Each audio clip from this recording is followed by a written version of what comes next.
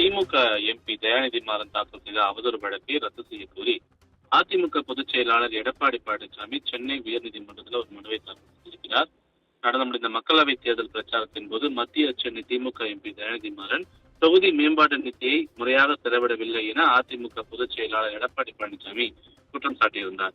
இந்த பேச்சுக்கு மறுப்பு தெரிவித்த தயாநிதி மாறன் எடப்பாடி பழனிசாமிக்கு எதிராக அவதூறு வழக்கு தாக்கல் செய்திருந்தார்.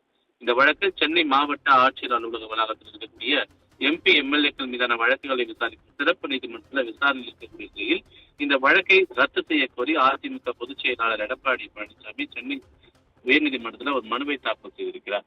அந்த மனுவில் ஏற்கனவே செய்தித்தாள்களில் வெளியான செய்தியின் அடிப்படையில் பேசியதாகவும் தேர்தல் பிரச்சாரத்தின் போது பேசும் பேச்சுக்கள் அவதூறு ஆகாது என்பதால் தனக்கு எதிரான வழக்கை ரத்து செய்ய வேண்டும் என்று அவர் கோரிக்கை விடுத்திருக்கிறார்.